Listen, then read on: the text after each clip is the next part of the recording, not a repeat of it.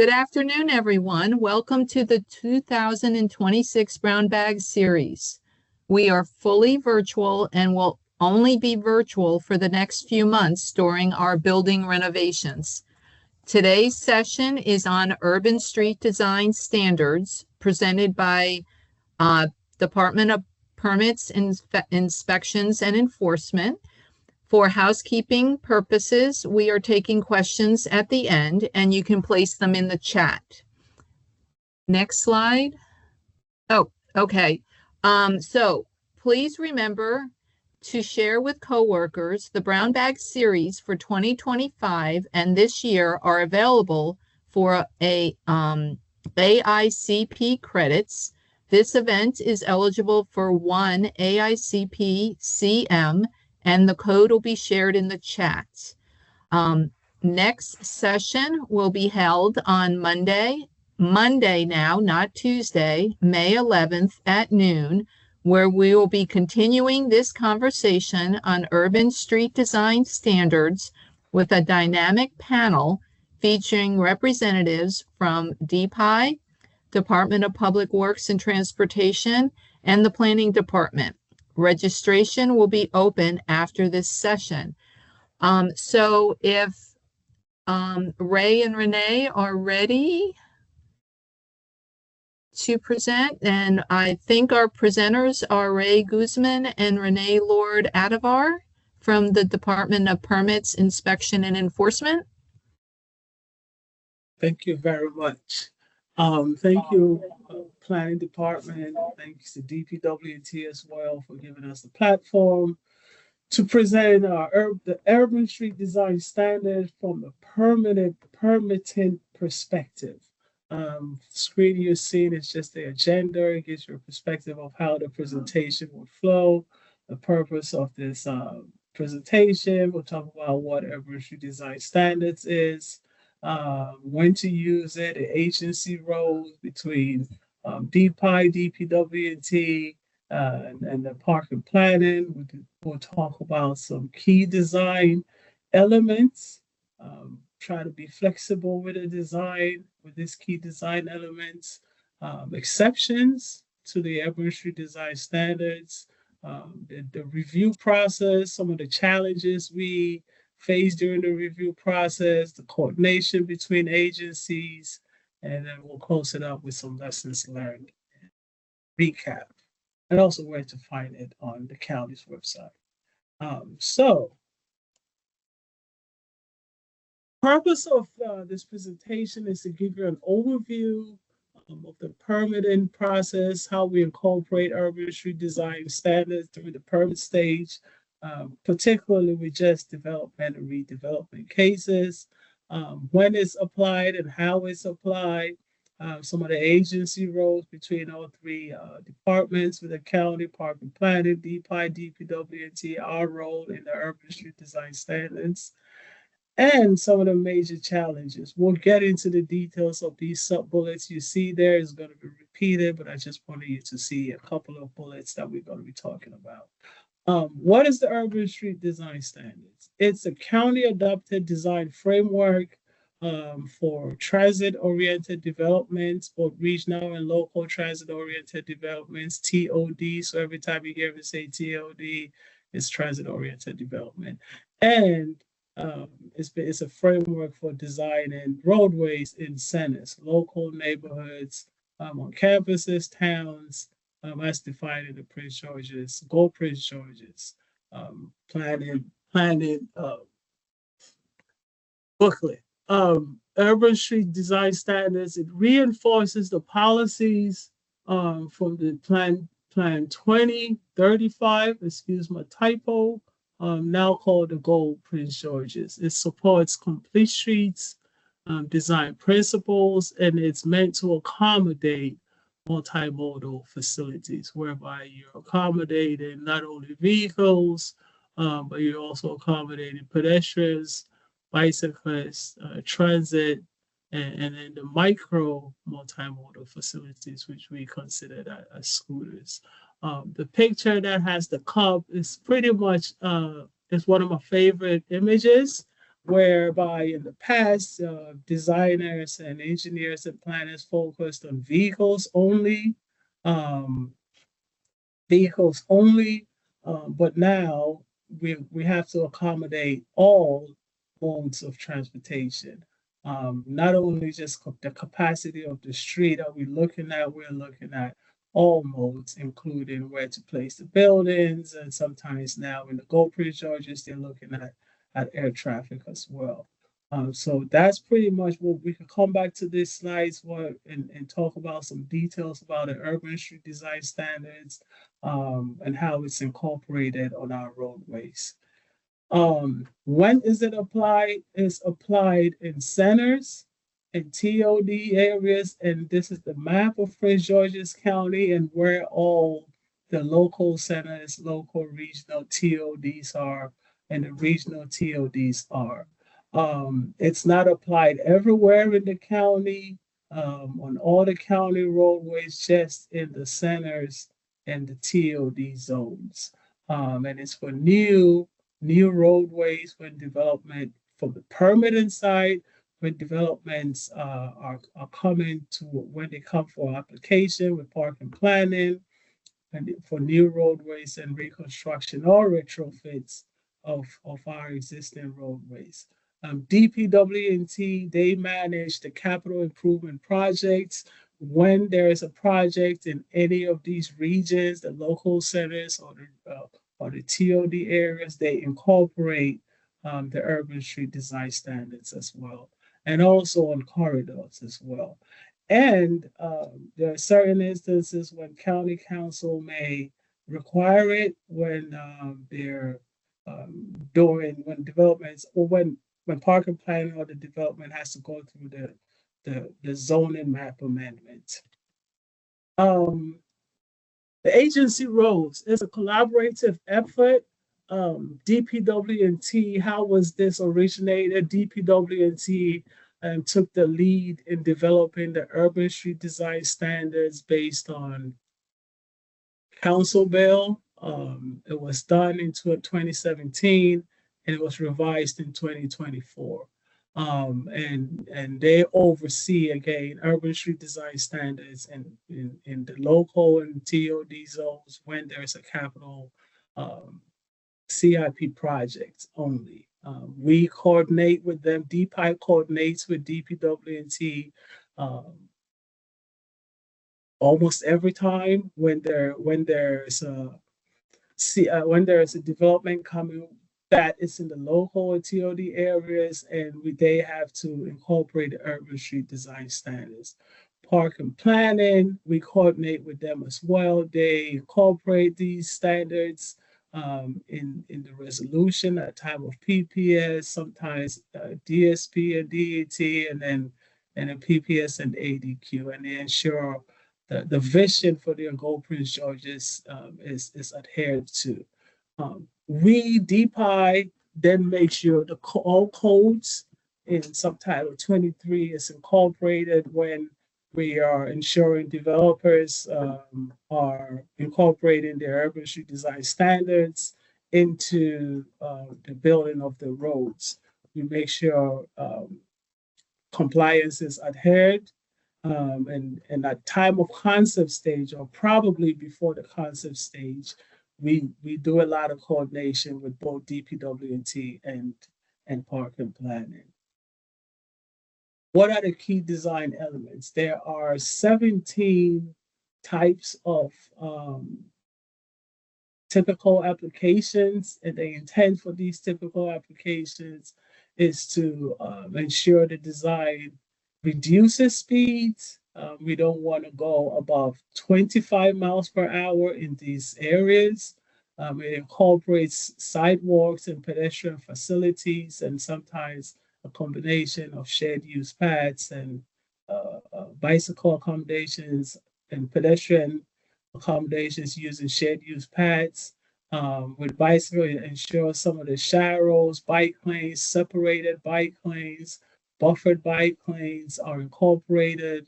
The lane widths are narrowed to 10 feet, 11 feet at a minimum in certain instances, We don't want them very wide, whereby we're encouraging speeds in these local centers. And it also incorporates traffic calming features such as bump outs, uh, median, and sometimes parking could deter vehicles from going above the posted speed limit, or the 85th percentile speed limit, we should say, if it's high. And of course, street tree and lighting is extremely important in the local and TOD areas to help encourage um, beautification and discourage crime as well. In incorporating the urban street design standards during the permitting stage, we have to be flexible in trying to select the appropriate um, typical standards from the urban street design standard. We cannot say we want um, uh, uh, uh, a typical standard that is applicable on an arterial or a collector road in a residential neighborhood. So we have to be flexible in ensuring that the appropriate typical standard is applicable for the appropriate type of road. There is no one size fit all design, and that's the whole concept of complete streets. But the whole idea is to make sure that we are encouraging developers to adhere to the zoning gold Prince George's and complete street techniques. There are some constraints that dictates the type of design, and there's flexibility in the urban street standards to accommodate that, but it's very restricted to the big six, which I call the big six. There are some curb ramps we have to consider, and those curb ramps must meet ADA guidelines, and they must meet a DPWNT standard that we have to incorporate and be flexible in the type of curb ramp designs, even if we're doing bump outs. And when that happens, there are ways that designers could make sure they're meeting both the DPWNT standards and, most importantly, ADA and PROAG design guidelines. And it's like, this is the big six that I call. These are the exceptions. You cannot go outside these six. And what these big six exceptions are is pretty much saying that you could only stay within the curb of the roadway, meaning there is no exception. To summarize it, there is no exception outside of the curb of the roadway, meaning pretty much outside of the curve of the roadway is where you have a majority of the complete street techniques. Within the pavement is where you could narrow the lanes, you could change the lane widths. Sometimes you could eliminate the median, you could eliminate the center turn lane if you have to. You could flip-flop parking depending on the peak hours, or you could eliminate parking altogether. And it's in the urban street design standards. There's a case where we're looking at where, because there's so much traffic and capacity in operation is impacted, but we also want to have parking.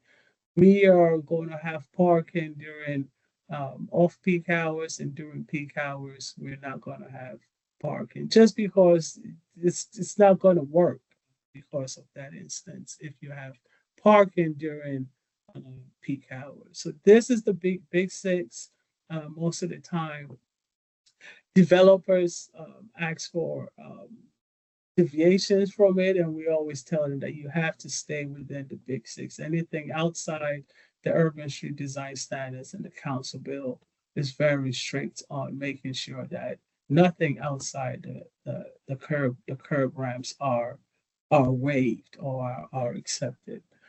As part, again, when initially I said that there's a lot of coordination with DPWNT and the park and planning, the host of this brown bag lounge, and it typically happens prior to the concept stage. Sometimes applicants just want to pick our brain, see how and what we would accept.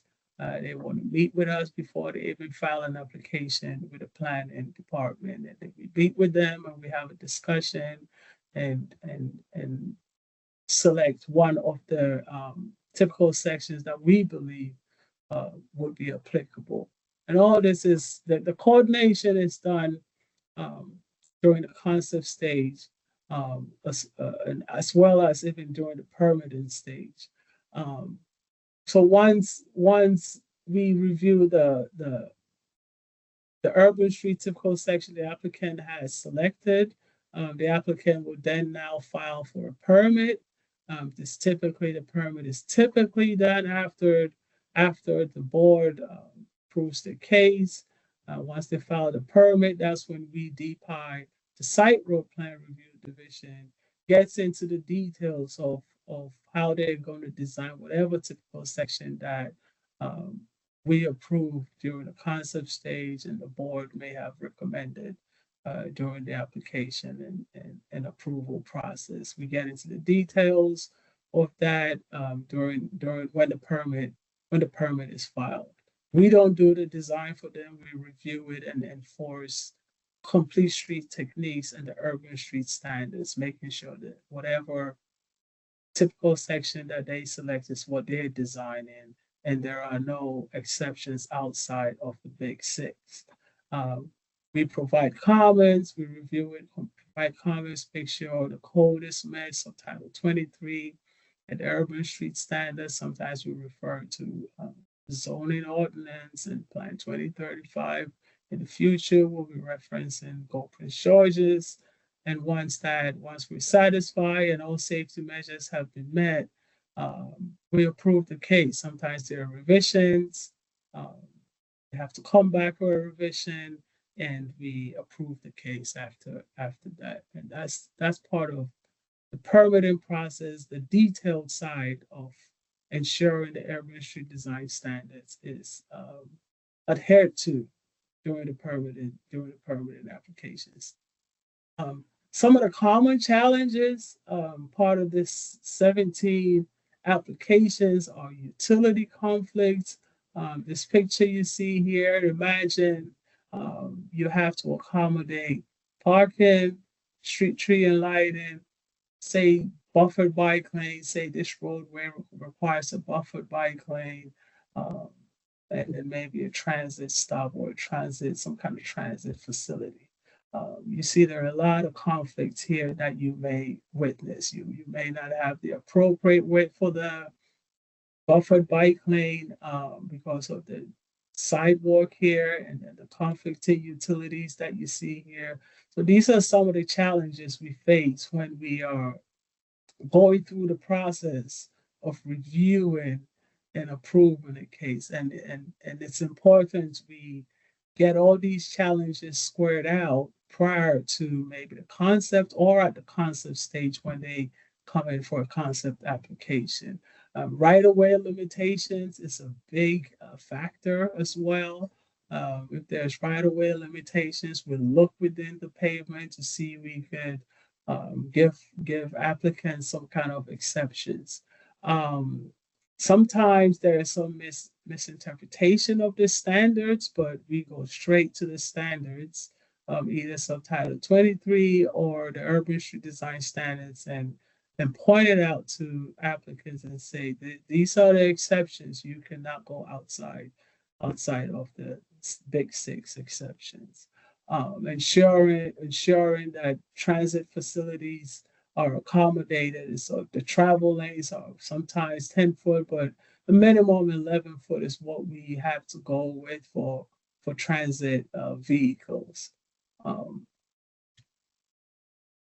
All right, so as I was saying, coordination is extremely important, is the key to a successful approval to the urban street design standards that is proposed by an applicant. Early engagement by the applicant is key.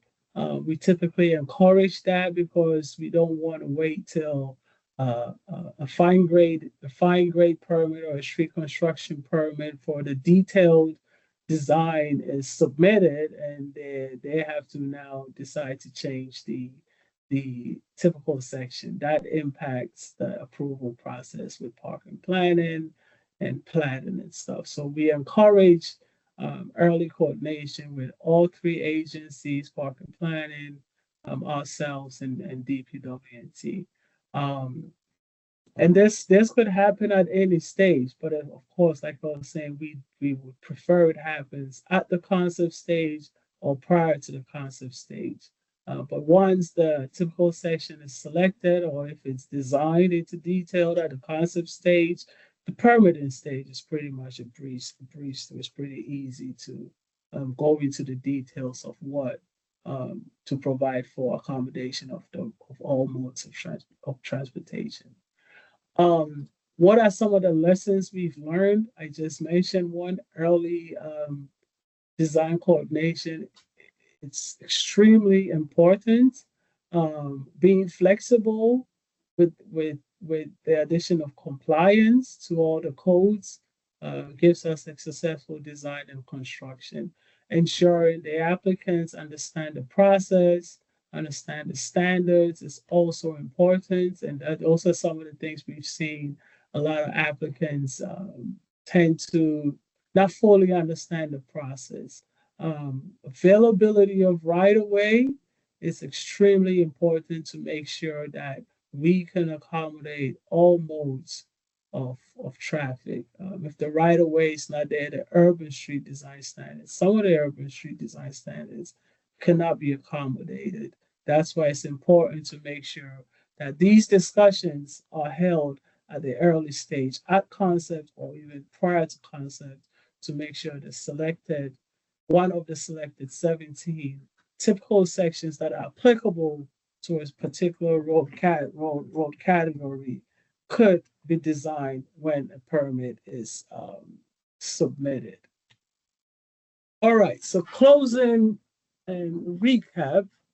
This again, like I said, going back in the past, we have considered only vehicles on our streets with DPWNT's Vision Zero of reducing fatalities and crashes to zero in the next few years. We want to make sure that it's adhered to by all development projects. And to do that is to make sure that we are incorporating complete streets, techniques, and design elements. We just cannot consider vehicles alone. We have to think about all modes of transportation. The urban street design does that for us. It reduces speeds, it provides safety, it provides accessibility to multimodal facilities. And we, a DPI, ensures that is adhered to based on the council bill and based on the zoning ordinance. We enforce this by ensuring new and retrofit roads meet the standards, the urban street design standards. And we try to be flexible as well in complete streets techniques, because there are various techniques you could use. It's not a one size fits all. You just have to make sure you're accommodating all modes. But the key element is to make sure that the standard, one of the 17 standards that is applicable to a certain type of road, is adhered to. May have missed one slide. These are examples of the 17 types, one of the 17 types of standards. There you have the mixed use boulevard. There are two options you could select. You have the neighborhood connectors. There are two options you can select. And then you have the residential example as well. That has only one example you could select. So there are various options which you could select out of the 17 types. All right.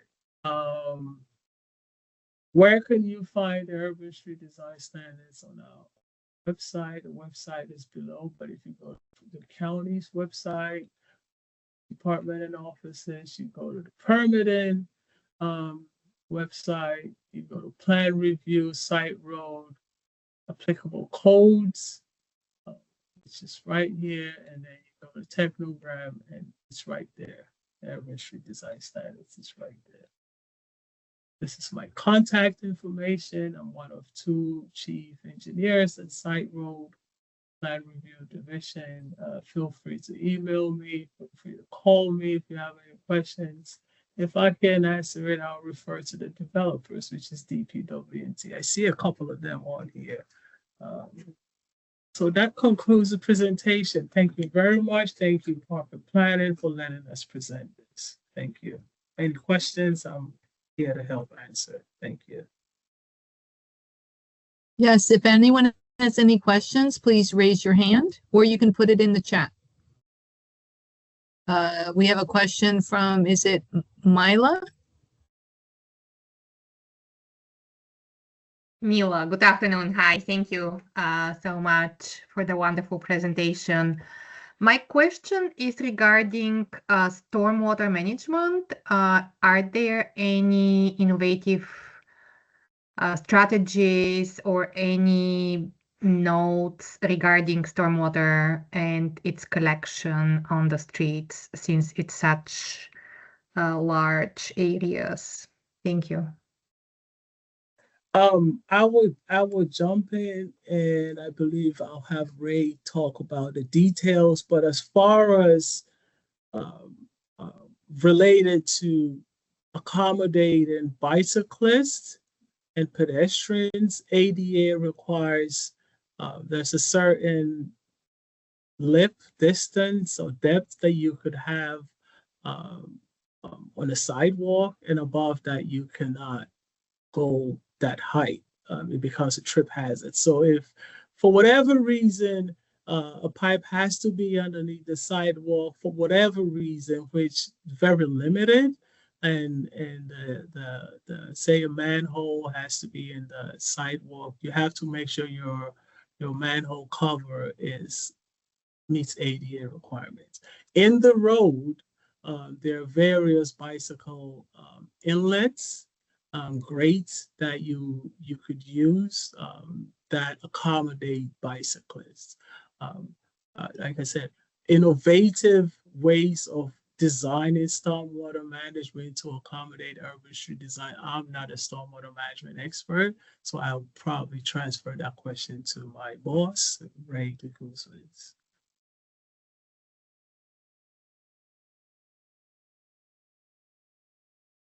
I guess he's probably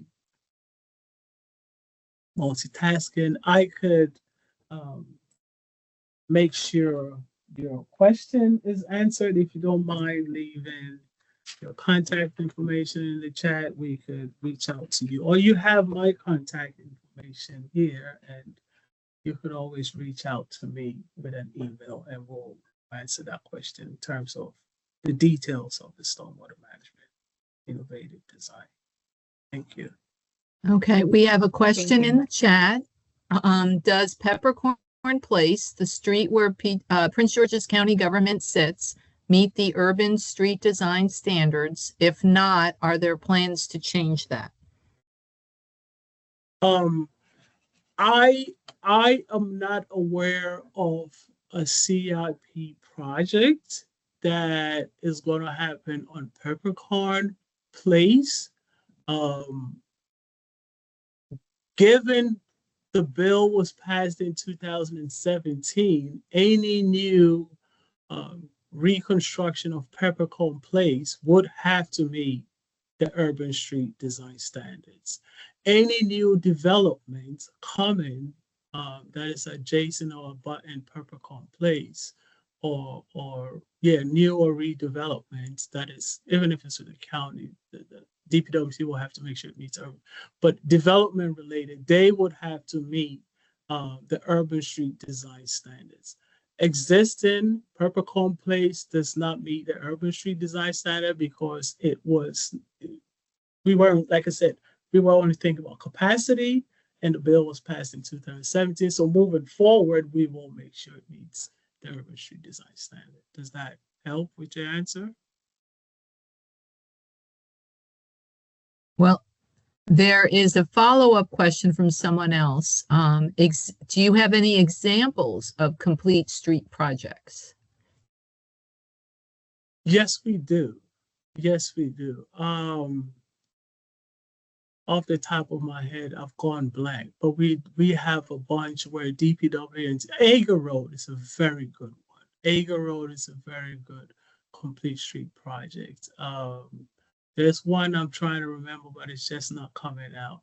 Development related, we are just about to issue a permit very soon for a developer going to incorporate an urban street design standard. But see, DPW&T has various examples whereby they've incorporated complete street techniques even before the bill was passed. But Ager Road is a good one. Okay, we have another question. Can you speak to flexibility available to apply or use USDS outside of designated TODs? Yes. If you recall, I said the DPW&T's Vision Zero intends to reduce fatalities and crashes to zero. As part of that vision is to incorporate complete street techniques. The goal, Prince George's County incorporates complete street techniques all over the county. So even though the urban street design standard is rigid within the TOD and the centers, we as the permitting agency, we are ensuring that complete street techniques are being incorporated into even very, very narrow roads, because we know bicyclists will come there.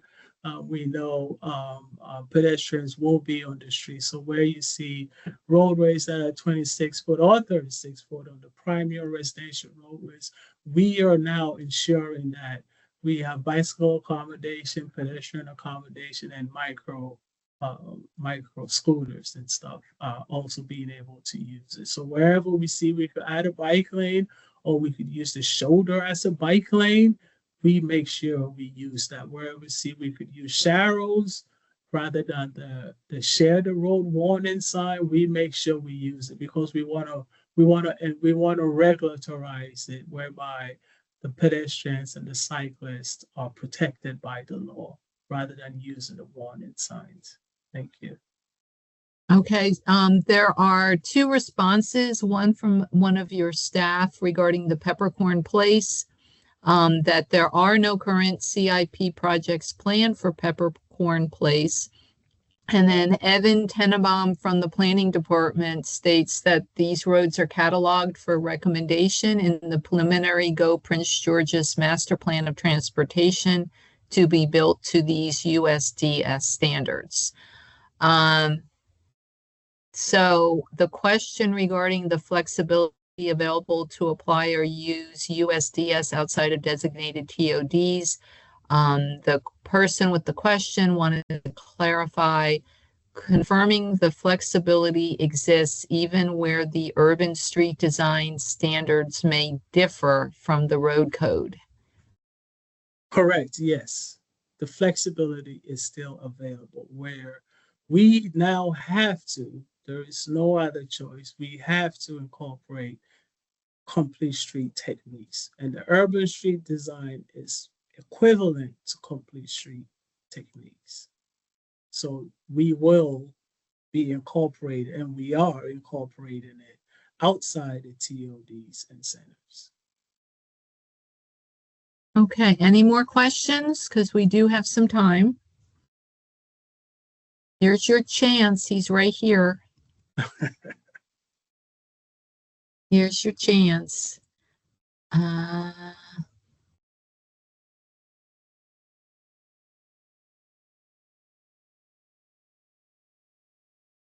right, I do not see any more questions, but I'm going to give it one last. Oh, we have a hand? We have a hand raised? Yes, we do. Michael Plant? Go ahead with your question.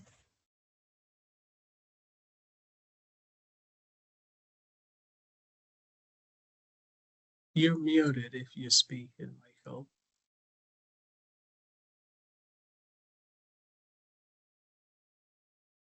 Yes, can you hear me now? Can you hear Yes, me we now? can hear you. Yes. Yes. I was just wondering what the acronym TOD stands for. I'm not really familiar with that. Transit-oriented development. There you go. All right. Thank you very much. No problem. All right. Any more?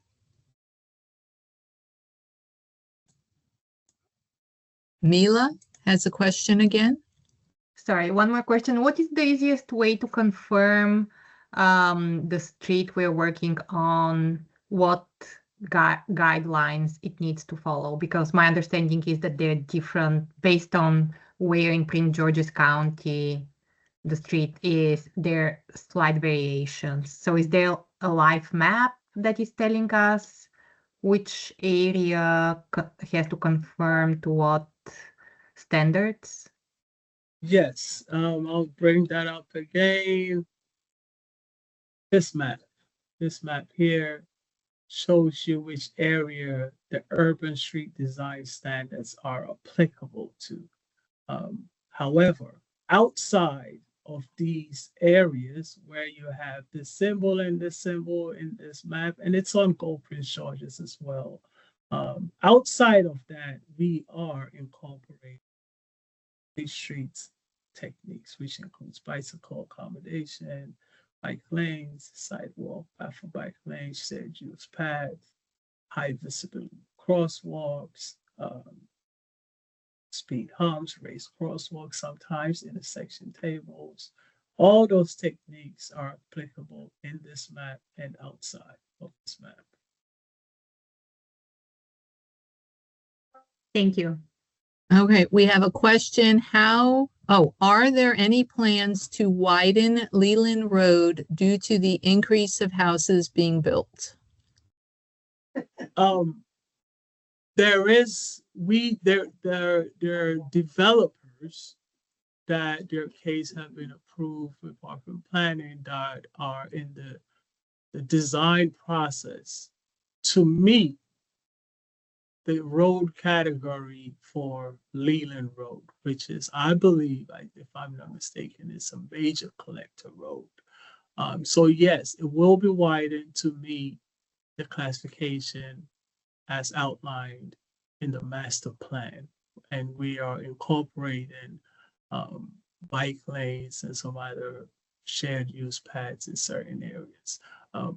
That's within the parcels where the developers are conditioned to widen.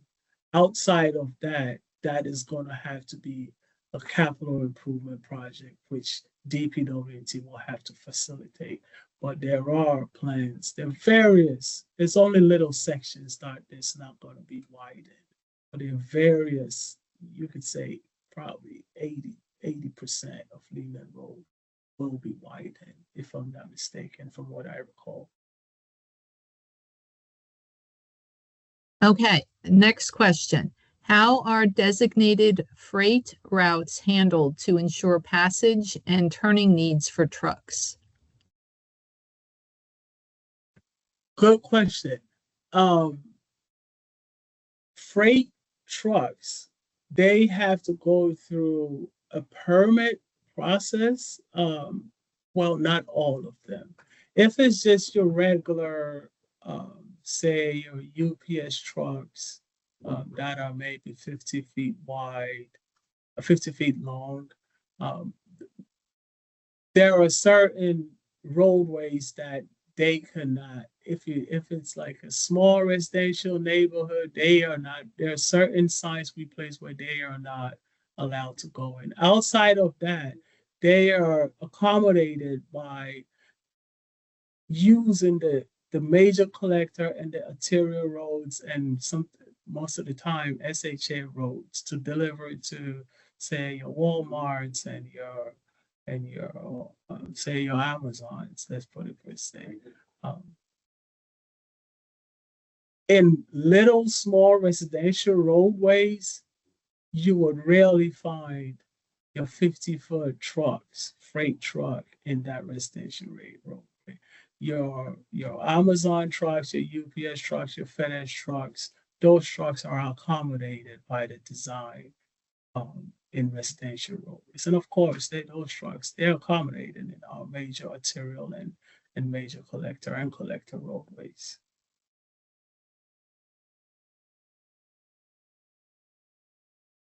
Okay, so there are two comments from staff wanting to remind everyone that the information you see on the map of Prince George's County is available as a layer on PG Atlas site. That layer shows the local centers, the regional transit districts, and the other things that you see here where USDS is applicable. They're also clarifying that it's also the urban street design standards would apply to any area in the county as required by the county council. I'm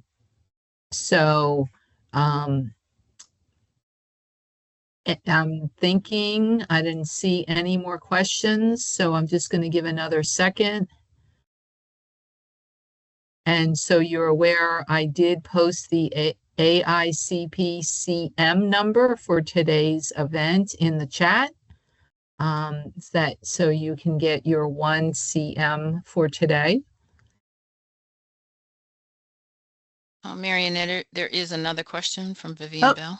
Yes, Vivian? You're on mute. Oh, there you are. Thank you for a very good presentation.